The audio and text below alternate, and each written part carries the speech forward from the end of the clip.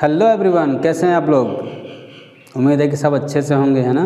तो जैसा कि लास्ट वीडियो हमने डिस्कस करे थे नेचर एंड सिग्निफिकेंस मैनेजमेंट के कुछ टॉपिक्स को, जिसमें मैनेजमेंट का डेफिनेशन बताया गया था, फीचर्स ऑफ मैनेजमेंट है ना, ऑब्जेक्टिव्स ऑफ मैनेजमेंट बताया गया था, फंक्शन ऑफ मैनेजमेंट बताया गया था।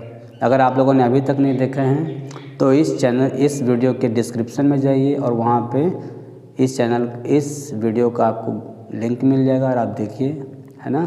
और अगर आप इस चैनल में नए हैं तो इस चैनल को लाइक करें, सब्सक्राइब करें और शेयर करें, और ज़्यादा से ज़्यादा लोगों को शेयर करें ताकि जिनको ज़रूरत हो वो आके देखें और अपने नॉलेज को एक्सप्लोर कर सकें। तो आज हम लोग बात करेंगे इसके रिमेनिंग पार्ट जो भी बचे हुए हैं, है ना। तो पहला टॉपिक आज हम डिस्कस करेंगे नेचर ऑफ मैनेजमेंट, कि भैया मैनेजमेंट के क्या नेचर हैं, किस तरह का नेचर है इसका। तो मैनेजमेंट के 3 नेचर बताए गए हैं कि मैनेजमेंट एक आर्ट भी है, मैनेजमेंट एक साइंस भी है, और एक मैनेजमेंट एक प्रोफेशन भी है। मीन्स मैनेज करना एक आर्ट है, मैनेज करना एक साइंस है, और मैनेज एक प्रोफेशन है। अब ये है कैसे, इसके बारे में डिस्कस करेंगे, है ना। तो अगर हम बात करेंगे पहला कि मैनेजमेंट एक आर्ट कैसे है, तो इसको समझने के लिए कहता है कि आर्ट, आप लोग समझते हैं क्या होता है। आर्ट का मतलब है किसी भी चीज़ को सजा के रखना, एक प्रॉपर मैनर में रखना, है ना।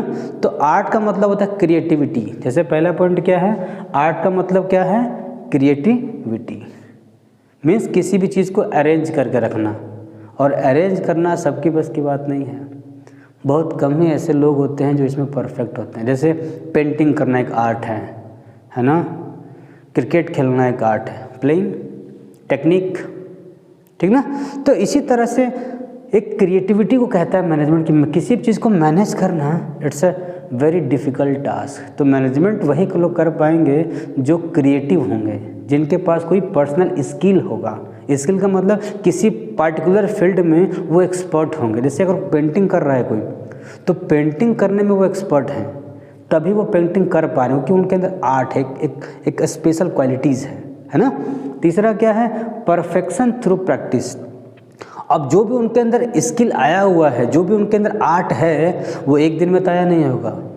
वो परफेक्शन जो उन्होंने अचीव करा है वो लगातार प्रैक्टिस करने से मिलता है, ठीक है। फिर क्या है, थ्योरेटिकल नॉलेज। आपके पास थ्योरेटिकल नॉलेज ज़रूर होना चाहिए अगर आपको आर्ट सीखना है। मतलब आपको प्रैक्टिस करने की पहली बात की इसकी थ्योरेटिकल नॉलेज पता होना चाहिए, क्या करना है, कैसे करना है, कैसे क्या करना है। जैसे आप एक घर का स्ट्रक्चर देखिए, किचन वेल मेंटेन्ड होता है, बाथरूम किधर होना चाहिए, बेडरूम किधर, एक आर्ट है पूरी तरीके से, ठीक है। तो मैनेजमेंट कहता है कि सबसे पहला एक आर्ट है, फिर क्या है, एक मैनेजमेंट एक साइंस भी है। अब मैनेजमेंट साइंस कैसे है, वो कहता है कि कोई भी चीज़ आप मैनेज जरूर करिए, लेकिन वो पूरी तरह से एक्सपेरिमेंटल होना चाहिए, ऑब्जर्वेशन के थ्रू होना चाहिए। कोई भी हम ऐसा अनएथिकल मैनेजमेंट नहीं करेंगे जिससे लोगों को परेशानी हो। जैसे कहते हैं ना, एक स्टेटमेंट कहा जाता है कि मैनेजमेंट जो किया जाता है वो हमारे प्रॉब्लम को कम करता है।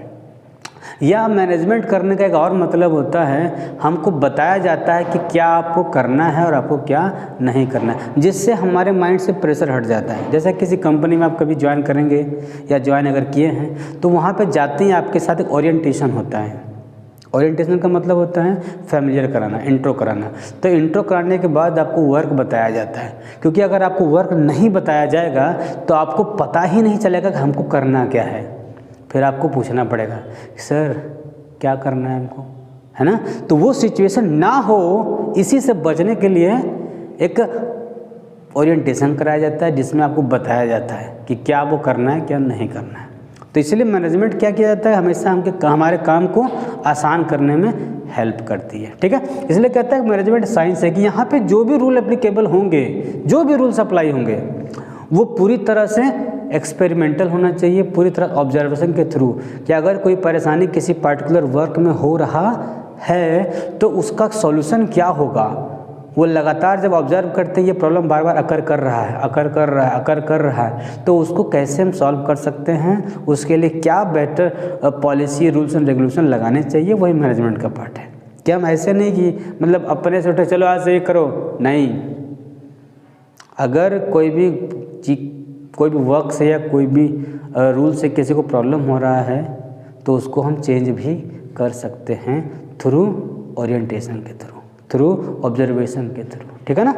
नेक्स्ट कहता है कॉज एंड इफेक्ट रिलेशनशिप। जाहिर सी बात है, हम जब कोई भी मैनेजमेंट का रूल अप्लाई होता है तो हम देखते हैं ये कारण से, ये प्रॉब्लम से क्या क्या इफेक्ट हो सकता है, या जो पॉलिसी हम लगाने वाले हैं इससे क्या क्या इफेक्ट हो सकता है। क्योंकि अगर कोई प्रॉब्लम हमने लगा दिया, जैसे अगर कंपनी कहती है कि हम प्राइस बढ़ाएंगे किसी प्रोडक्ट का, अगर प्राइस बढ़ाएंगे तब क्या इफ़ेक्ट होगा मार्केट में, क्या डिमांड बढ़ेगी या घटेगी, बढ़ेगी तो कितना बढ़ेगी, घटेगी तो कितना घटेगी, ये जानने के लिए। अगर दूसरा प्रॉब्लम, अगर हमने मैनेजमेंट ने नियम लगाया कि भैया एम्प्लॉय को अब 8 घंटे की जगह पे 9 घंटे काम करने हैं, अब जब 9 घंटे काम करने हैं तो उसका इफेक्ट क्या होगा, एम्प्लॉय होपलेस हो जाएंगे, एम्प्लॉय स्ट्राइक करेंगे, या एम्प्लॉय एक्स्ट्रा रिम्यूनरेशन के डिमांड करेंगे, ये भी कॉज एंड इफेक्ट रिलेशनशिप में आता है। मीन्स कहता है मैनेजमेंट कि हम कोई भी चीज़ें, कोई भी रूल्स एप्लीकेबल अगर हम मार्केट में या मैनेजमेंट में करते हैं तो हमको ये ध्यान देना होता है कि जो भी रूल एप्लीकेबल हम कर रहे हैं उसका इफ़ेक्ट क्या होने वाला है। अगर मैनेजमेंट को लगता है कि इसका इफ़ेक्ट पॉजिटिव होगा, हमारे फेवर में होगा, तभी वो अप्लाई करते हैं। समझ रहे हैं कि साइंस हम जो पढ़ते हैं, आप पढ़ेंगे ना 11th में साइंस है, कॉमर्स है, आर्ट्स है, तो साइंस क्या बताता है कि जितने भी एक्सपेरिमेंटल चीज़ें हैं उसमें पढ़ाया जाता है। चाहे अब न्यूटन्स लॉ हो, मैथ्स में कोई फार्मूला पढ़ ली, सारा प्रूव्ड है। यहाँ भी कहता है कि मैनेजमेंट आप कोई भी अगर आप रूल्स अप्लाई कर रहे हैं तो पूरी तरह से वो प्रूव्ड होना चाहिए, अगर नहीं है तो उसको मत अप्लाई करिए, क्योंकि अगर आप उस तरह के रूल अप्लाई करेंगे तो लोग आपके खिलाफ चले आएंगे, जो कि कहीं से भी सही नहीं रहेगा, ठीक है। नेक्स्ट पॉइंट क्या है, यूनिवर्सल वैलिडिटी। ये हर जगह अप्लाई होता है। कहते हैं कहीं पे भी अगर अप्लाई करिए तो आप साइंस ज़रूर ध्यान दीजिए, अब एक्सपेरिमेंट के बेस पे ज़रूर ध्यान दीजिए, क्योंकि अगर आप कोई भी रूल्स एंड रेगुलेशन या कोड ऑफ कंडक्ट अप्लाई करते हैं without thinking any kind of cause and effect relationship, effect को बिना सोचे हुए, तो आपके साथ समस्याएं बनी रहेंगी, ठीक है। तो नेक्स्ट कहता है कि मैनेजमेंट एक प्रोफेशन है। तो सबसे पहले हम लोग को समझना होगा ये प्रोफेशनल क्या होता है। प्रोफेशन का मतलब ये होता है कि आप किसी पार्टिकुलर फील्ड में, किसी एक टॉपिक पे या किसी एक वर्क में या किसी एक क्या बोलते हैं इसको, जॉब में या किसी एक तरह के काम में आप एक्सपर्ट हो गए हो, है ना। जैसे आप अगर मान लीजिए, अगर बात करते हैं आप एक पेंटर हैं, तो आप अगर पेंटिंग में एक्सपर्ट हैं, कोई अगर क्या बोलते हैं इसको टीचिंग है तो टीचिंग में अगर एक्सपर्ट है तो उसका टीचिंग प्रोफेशन हो गया। कोई अगर पेंटिंग में है तो पेंटिंग प्रोफेशन, अगर कोई डॉक्टर है तो डॉक्टर में प्रोफेशन, मतलब वो डॉक्टर की पढ़ाई या एजुकेशन में वो एक्सपर्ट है, उन्होंने उसके पास उस पार्टिकुलर फील्ड का स्पेशलाइज्ड नॉलेज होना चाहिए। तो कहता है मैनेजमेंट भी एक प्रोफेशन है कि मैनेजमेंट हर कोई नहीं कर सकता है, आपके पास मैनेजमेंट करने के लिए कोई स्पेशलाइज्ड नॉलेज होना चाहिए कि भैया कैसे किसी काम को हम करेंगे, ठीक है। और फॉर्मल एजुकेशन ट्रेनिंग, आपको पता होना चाहिए किसी भी चीज़ को, किसी भी मैनेजमेंट में किसी भी चीज़ को कैसे हैंडल करना चाहिए। इसके लिए आपके पास क्या होना चाहिए, specialized knowledge that how to handle the system, how to manage the system, है ना। जब तक आपको ये चीज़ नहीं पता होगा आप मैनेजमेंट नहीं कर पाएंगे, ठीक है। तो ये था हमारा नेचर ऑफ मैनेजमेंट, जिसमें हम समझें कि मैनेजमेंट एक आर्ट कैसे है, मैनेजमेंट एक साइंस कैसे है, मैनेजमेंट एक प्रोफेशन कैसे। तो हम लोग बात करेंगे ऑफ लेवल ऑफ मैनेजमेंट, कि मैनेजमेंट कितने लेवल हैं, मीन्स कितने लेवल पे मैनेजमेंट काम करती है। तो कहता है कि मैनेजमेंट 3 लेवल में काम करती है, आप समझ ही रहे हैं, टॉप, मिडिल, लोअर। कौन कौन सा, top level of management, middle level of management and lower level of management, ठीक है। अब सबके जो डेजिग्नेशन, जाहिर सी बात है टॉप है तो डेजिग्नेशन उनको बड़ा होगा, मिडिल है उनसे छोटा होगा, और लोअर है तो उनसे छोटा होगा। अब अगर 3 लेवल ऑफ मैनेजमेंट हैं तो जाहिर सी बात है कि तीनों के ऑब्जेक्टिव या तीनों के वर्क अलग अलग होंगे। तो हम समझेंगे पहले कि टॉप लेवल में कौन कौन से लोग आते हैं, मिडिल में कौन कौन से लोग आते हैं, लोअर में कौन कौन से आते हैं, और फिर तीनों के वर्क क्या क्या हैं। ठीक है, तो देखिए अगर हम बात करेंगे टॉप लेवल ऑफ मैनेजमेंट में, तो इसमें आते हैं बोर्ड ऑफ डायरेक्टर्स या ओनर्स भी कह लीजिए आप इसमें, ठीक है ना। चेयरमैन्स हो गए, CEO, chief executive officers, general manager, जितने भी टॉप लेवल वाले होते हैं, जिनका ऑब्जेक्टिव, जिनका काम क्या होता है, सिर्फ कंपनी के ऑब्जेक्टिव को डिसाइड करना। और ध्यान रहे, that is the most important thing in a management, that to set a objective, कि ऑब्जेक्टिव को सेट करना बहुत इंपॉर्टेंट है कि क्या हम करने वाले हैं। तो ये किनका काम है, टॉप लेवल ऑफ मैनेजमेंट का। दूसरा क्या, make plan and policies, policy को फ्रेम करना, प्लान बनाना, ठीक है ना। और भी बहुत सारे काम हैं, ठीक है, मतलब स्टाफिंग करना, रिक्रूट करना, सारा टॉप लेवल का काम आ जाता है। ठीक है, अगर हम बात करेंगे मिडिल लेवल में कितने आते हैं, जितने भी डिपार्टमेंटल हेड होते हैं, जितने भी ब्रांच हेड होते हैं, प्रोडक्शन मैनेजर्स होते हैं, सेल्स मैनेजर्स होते हैं, सारे किस में आते हैं, मिडिल लेवल ऑफ मैनेजमेंट में, जिनका काम क्या है, रिसोर्सेज को एलोकेट करना।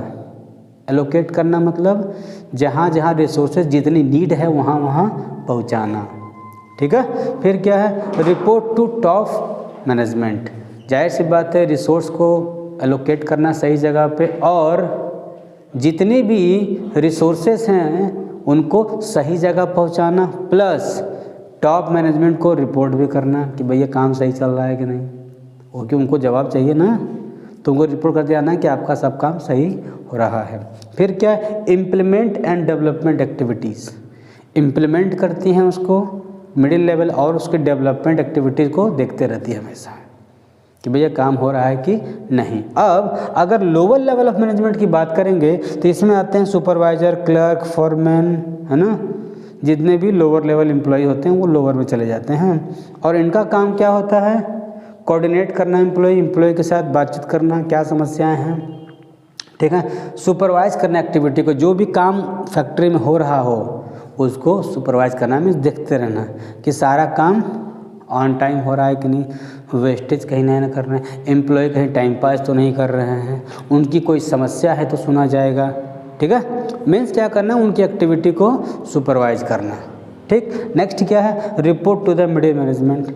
अब जाहिर सी बात है टॉप है, लोअर हैं, तो वो टॉप को जाके रिपोर्ट नहीं करेंगे, उनका काम क्या है, आपके जो ऊपर हैं उनको आप जाके रिपोर्ट करिए। जैसे मिडिल वाले कहाँ जा रहे थे, टॉप में, तो लोअर वाले कहाँ जाएंगे, मिडिल में, और रिपोर्ट करेंगे। तो ये एक लेवल ऑफ मैनेजमेंट बनाया गया है कि भैया काम करने का एक सिस्टम बना दिया गया है, आपको काम करना है और क्या काम करना है ये भी आपको बता दिया गया है, क्योंकि मैनेजमेंट का सबसे इम्पोर्टेंट काम यही है कि assigning of work is very important. काम को बताना और काम करने की कैपेसिटी को जनरेट करना, और काम कैसे करना है, कितना करना है, कब करना है, ये बताना बहुत इंपॉर्टेंट हो जाता है। ठीक है, इसलिए कहता है कि लेवल में बांट दिया गया कि भैया जो जिस लेवल पे हैं उसका उस तरह का काम होगा, आपको उसी काम में इन्वॉल्व होना है, अदर एक्टिविटीज़ में आपको इन्वॉल्व नहीं होना है। बात समझ में आप लोगों को? ठीक, तो अब हम लोग बात करेंगे coordination the essence of management, जो कि बहुत ही इंपॉर्टेंट टॉपिक है एग्जाम्स के लिए भी और इस चैप्टर के पॉइंट ऑफ व्यू से। ठीक है ना, तो हम लोग बात करेंगे कि coordination the essence of management. Essence means essential, need है ये मैनेजमेंट की। कोऑर्डिनेशन का मतलब होता है कि कोई भी काम करिए एक दूसरे के साथ मिल के करना, और मैनेजमेंट यही सिखाता है कि management is a group activities, क्योंकि मैनेजमेंट हम एक लोग के लिए नहीं करते हैं, हम पूरा ग्रुप के लिए करते हैं। और मैनेजमेंट ग्रुप एक्टिविटी तभी हो पाएगा जब हम एक दूसरे के साथ कोऑर्डिनेशन का मतलब होता है एक दूसरे के साथ ट्रस्ट करना, कमिटमेंट रखना कि हाँ एक दूसरे पे हम भरोसा करते हैं। जब हम भरोसा करते हैं तो कोऑर्डिनेशन अपने आप ही अच्छा हो जाता है। ब्लाइंडली बिलीव करना मतलब, तो कहता है मैनेजमेंट में अगर आप एक दूसरे के साथ हम लोग काम कर रहे हैं तो एक दूसरे पर फेथ होना चाहिए। ठीक है ना, इसलिए कहता है कि मैनेजमेंट जो कोऑर्डिनेशन है एसेंस ऑफ मैनेजमेंट, इसलिए कि ये वर्क करता है ऑल लेवल्स पे। चाहे वो टॉप लेवल हो, मिडिल हो या लोअर हो, सबको एक दूसरे के साथ बाउंड करना होगा और एक दूसरे के साथ ट्रस्ट करना होगा और बिलीव करना होगा कि सब एक दूसरे के साथ मिलकर काम करेंगे और कंपनी के गोल को अचीव करने में आपको हेल्प करेगा। तो इसीलिए कोऑर्डिनेशन का होना बहुत ही ज़रूरी है। जैसे देखते हैं कभी दो पार्टनर्स कभी जब डांस करते हैं तो वो एक दूसरे पे या कोई स्टंट करते हैं तो अगर दो पार्टनर्स हैं तो एक दूसरे पे बिलीव करते हैं, वो भरोसा करते हैं और भरोसा जब करते हैं मीन्स कोऑर्डिनेट जब करते हैं एक दूसरे के साथ तो वो वर्क जो होता है, वो डांस जो होता है या वो स्टंट होता है वो बहुत बेहतरीन नज़र आता है कि नहीं। तो इसीलिए कहा जाता है कोऑर्डिनेशन अब एक नॉर्मल लाइफ में भी ज़रूरी है और एक मैनेजमेंट पर्सपेक्टिव भी ज़रूरी है कि अगर वहाँ पे 50 लोग काम कर रहे हैं या 100 लोग या 10 लोग ही काम कर रहे हैं और अगर 10 लोग आपस में लड़ रहे हैं तो क्या वहाँ पे जो भी काम हो रहा है वो बेहतरीन तरीके से हो पाएगा? बिल्कुल नहीं, क्योंकि कोऑर्डिनेशन नहीं, एक दूसरे पे लोग भरोसा नहीं करें, सब अपने में लगे हुए हैं। जबकि मैनेजमेंट ये नहीं कहता, मैनेजमेंट कहता है कि आप कोई भी काम करिए ज़रूर, सबका इंडिविजुअल वर्क ज़रूर है लेकिन ग्रुप गोल तो एक ही है कि सबका जो काम अलग अलग है, नहीं सब काम मिलाएंगे तो वो एक ही काम बनेगा जो कि कंपनी के ऑब्जेक्टिव है। और कंपनी के objective without coordination we can not even think about that, क्योंकि अगर कोऑर्डिनेशन नहीं है तो उसकी अचीवमेंट या गोल कभी भी अचीव उतने परफेक्ट तरीके से या होने के चांसेस अपने आप ही कम हो जाते हैं। ठीक है, क्योंकि कोऑर्डिनेशन बहुत ज़रूरी है, ये हर ऑल लेवल पे काम करता है, चाहे वो एक्टिविटीज़ हो, किसी भी तरह की एक्टिविटीज़ काम हो रहा हो, अगर कोऑर्डिनेशन नहीं है तो आपकी बात अच्छे तरीके से नहीं कोई दूसरा लोग सुन पाएंगे, है ना। तो इसलिए कहते हैं बाउंडिंग हमेशा अच्छा होना चाहिए। अगर बाउंड अच्छा मिले, एक दूसरे पे लोग भरोसा करेंगे तो काम अपने आप अच्छा हो जाएगा। इसके लिए इम्पोर्टेंट क्या है, इन्वायरमेंट को हेल्दी रखना, जिसको बोलते हैं साउंडफुल इन्वायरमेंट क्रिएट करना। एक ऐसा इन्वायरमेंट क्रिएट करना जिस पर आप जब जाएं तो आपको मज़ा आए वहाँ के लोगों से, क्योंकि कोई भी जगह परफेक्ट नहीं होता है, वहाँ के लोग उसको परफेक्ट बनाते हैं। जैसे आप सभी को, हम सभी को, सबको अपना घर सबसे अच्छा लगता है और कुछ ऐसे लोग हैं जिनको अपना घर अच्छा नहीं लगता है। तो द रीज़न इज़ दैट घर बेकार या अच्छा नहीं होता है, जहाँ पे हम रहते हैं वहाँ के लोग अगर अच्छे हैं या हमारे हिसाब से हैं तो हमको अच्छा लगता है, और अगर वो हमारे हिसाब से नहीं हैं तो हमको अच्छा नहीं लगता। मीन्स कोऑर्डिनेशन, एक दूसरे के साथ बिलीव होना, वो बहुत ज़रूरी है।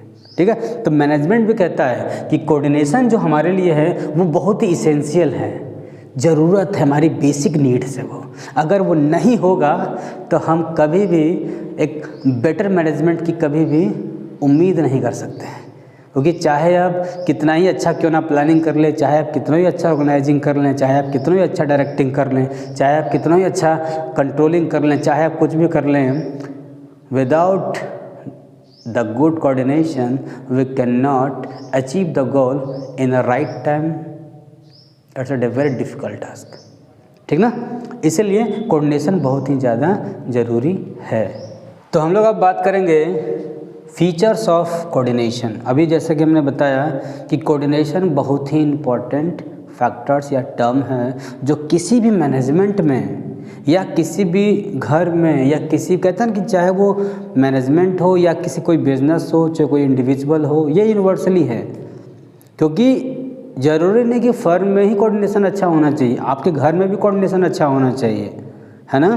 तो इसके फीचर्स क्या हैं, कहता है कि पहला फीचर्स क्या है, ये ग्रुप एफर्ट है।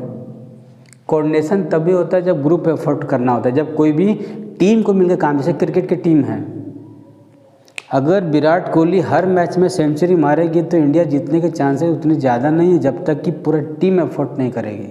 अब मान लीजिए इन्होंने सेंचुरी मारे, बाकी पूरा रन ही नहीं बनाए, या बॉलरों ने कुटाई करा दी खूब जाके, तो क्या इंडिया जीत जाएगी? नहीं।